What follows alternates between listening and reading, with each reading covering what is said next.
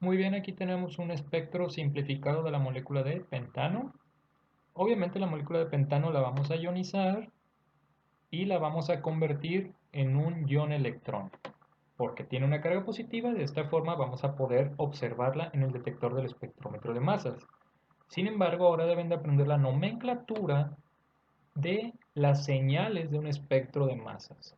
En primer lugar, nosotros vamos a denominar ion molecular a la partícula más pesada que atraviesa el espectrómetro y corresponde al peso molecular de la sustancia analizada. Si nosotros estamos viendo la molécula de pentano y esta llega como ion electrón hasta el final, hasta el detector, y es la señal que vemos aquí como 72, a esta señal en específico le vamos a llamar que es el ion molecular y le vamos a poner como símbolo ya sea M+, o a veces también como si fuera un ion electrón, porque precisamente ese es el tipo de analito con carga positiva que llega al detector. Pero en general se utiliza más el M+. Entonces representa el peso molecular íntegro de la molécula analizada, ion molecular. Lo que sí deben de tener presente es que en algunos casos no vamos a ver el ion molecular en un espectro de masas, porque a veces es inestable este ion molecular, ¿sí? Si nosotros tenemos una molécula muy, muy enorme, como ion electrón, vamos a poner, obviamente, entre más grande la molécula, es más fácil que se rompa. Entonces, una molécula muy inestable no va a llegar completa al detector y no vamos a observar el ion molecular. Lo que sí vamos a ver, obviamente, son sus fragmentos. Ahora, otra cosa que vemos en un espectro de masas es el pico más grande, el pico con la abundancia relativa más grande. Entonces, el pico más alto le vamos a llamar pico base y se le va a asignar un valor arbitrario del 100%.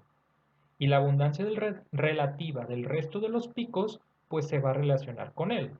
Entonces, si nosotros tenemos un fragmento que es el que más veces llegó al detector y posteriormente tenemos otro fragmento que llegó más o menos como la mitad de veces, uno va a ser el 100%, va a ser nuestro pico base, y el otro se va a medir con referencia a ese primer pico y va a tener una abundancia, digamos, del 50% porque llegó 50 veces menos, ¿sí?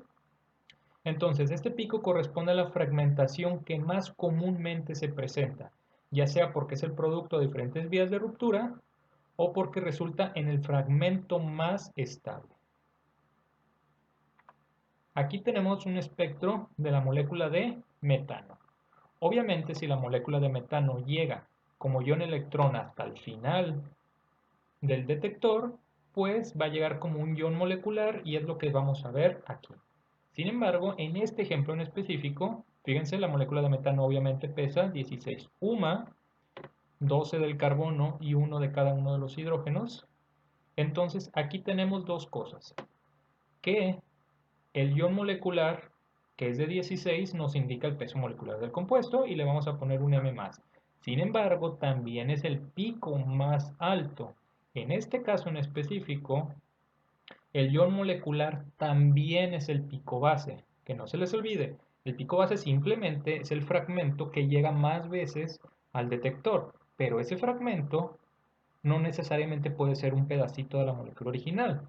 Aquí pueden ver que también la molécula original a veces puede dar el pico más alto. Entonces, en la molécula de metano, el ion molecular es también el pico base, dependiendo de la molécula. Como es muy chiquita, pues no se fragmenta tan fácil. Entre más grande la molécula, es más fácil que se fragmente y más difícil que nosotros veamos el ion molecular. Y pues tenemos que llegar a cómo se fragmentan estas moléculas. Muchachos, los iones moleculares obviamente son energéticamente inestables. ¿Por qué?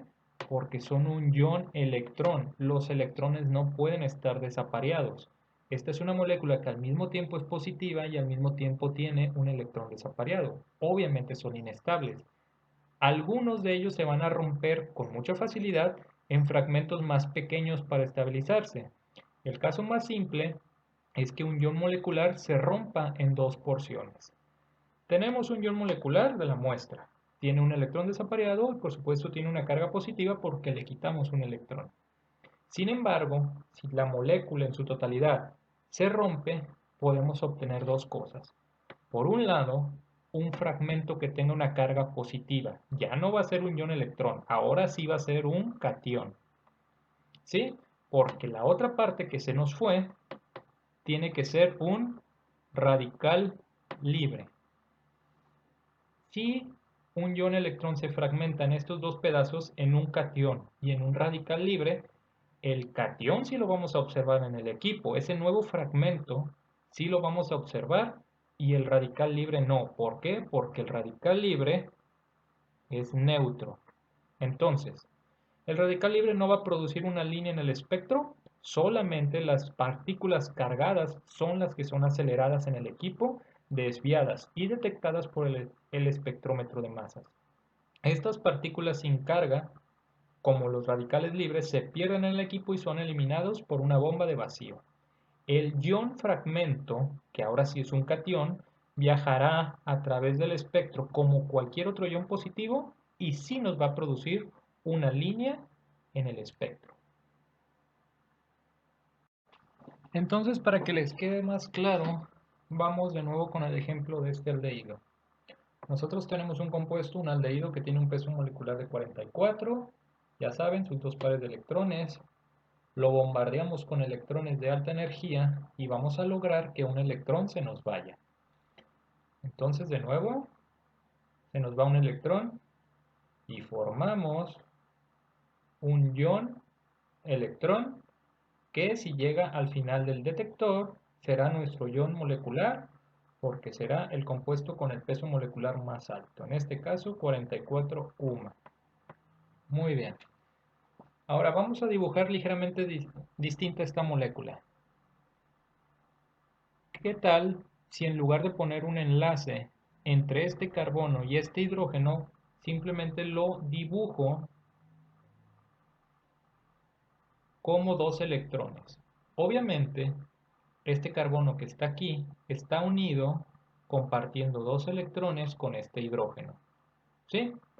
Sí, el electrón desapareado de esta molécula, que es un ion electrón, trata de formar un nuevo enlace utilizando y rompiendo uno de los electrones entre este carbono y el hidrógeno. Por ejemplo, vamos a poner que este electrón se viene para acá y vamos a formar un triple enlace.